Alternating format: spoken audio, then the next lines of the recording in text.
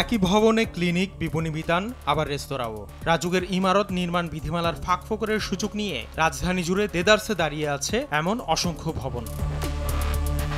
রাজুকের ইমারত নির্মাণ বিধিমালা 2023-এ ভবনের ব্যবহার ভিত্তিক শ্রেণীবিন্যাস করা হলেও নেই মিশ্র ব্যবহারের ক্ষেত্রে কোনো নিষেধাজ্ঞা। বাণিজ্যিক ও বিপজ্জনক ব্যবহারের ভবনকে পৃথক করা হলেও এতে হোটেল ও রেস্তোরাঁর কথা উল্লেখ নেই।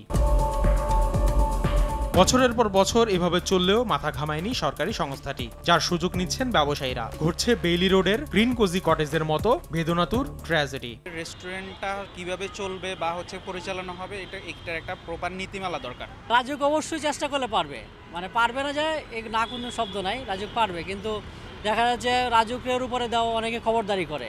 কাচের তৈরি বিল্ডিংগুলো করছে, ফুল ডিকম্প্রেশন ওয়াইজ বিল্ডিংগুলো করছে, যার কারণে এসি ছাড়া কিন্তু ওইসব জায়গাতে সাস্টেইন করাটাও টাফ।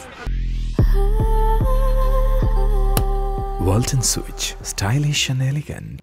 মিশ্র ব্যবহারের পাশাপাশি মানহীন কাচের ভবন ও অপরিকল্পিত এসির ব্যবহারেও কোনো নির্দেশনা নেই বর্তমান বিধিমালায়। তবে চলতি বছরে তা সংশোধনের কথা জানিয়েছে রাজুক। স্থাপত্য নকশার পাশাপাশি কাঠামো নকশা এবং ফায়ার সেফটির যে নকশা, প্লাম্বিং, ইলেকট্রিক্যাল সকল নকশায় অনুমোদন দিবে। যে ভবনগুলি ইতিমধ্যে নির্মিত হয়েছে অথচ কোনো কর্তৃপক্ষ নেই সেই ভবনসমূহ সরজমিনে তদারকি করে কোনো ক্ষেত্রে ভিজুয়াল ইন্সপেকশন করা হবে। ভবন নির্মাণ পরিকল্পনা অনুমোদন পত্রের পাশাপাশি প্রতি 5 বছর পর পর ব্যবহার সনদপত্র নবায়নের প্রতি জোর দিয়ে বিশেষজ্ঞরা বলছেন বাস্তবায়নের ঘাটতি রয়েছে রাজুকের। কারণ বর্তমান বিধিমালায় এর উল্লেখ থাকলেও নেই বাস্তবায়নের নীতিমালা। রাজুক যতই নতুন নিয়ম করুক কিছু যায় আসে না যতক্ষণ না পর্যন্ত occupancy certificate RAJUK properly handle করবে। বিল্ডিং তৈরি হয়ে যাওয়ার পর কিন্তু আবার চেক করতে হবে প্রত্যেক তালায় তালায় যে কাঠামোগত নকশা, ফায়ারের যে সমস্ত প্ল্যান ঠিক থাকার কথা এবং ইলেকট্রিক্যাল, এগুলো সবগুলো চেক করে সেটা যা ইমপ্লিমেন্ট হচ্ছে এবং যা ডিজাইনে ছিল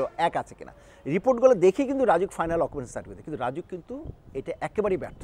ব্যবহার সনদপত্র ত্বরান্বিত করতে তৃতীয় পক্ষ নিয়োগের কথা জানিয়েছে রাজুক। রাজধানীর 20 লক্ষাধিক নির্মিত ভবন পরীক্ষায় দরকার প্রকৌশলীর তত্ত্বাবধান। তাতে ঠিক কত বছর সময় লাগবে রয়ে যায় প্রশ্নটা। তার আগেই হয়তো অনিয়মের দৌরাত্মে মাথা উঁচু করে দাঁড়াবে আরও অসংখ্য ভবন। তবে বিশেষজ্ঞ ও সাধারণ মানুষের মন্তব্য, স্বার্থান্বেষী মহল জিয়ে রাখবে মর্জি মাফিক ভবন নির্মাণের ধারা। আসিফ মোহাম্মদ সিয়াম, সময় সংবাদ, ঢাকা।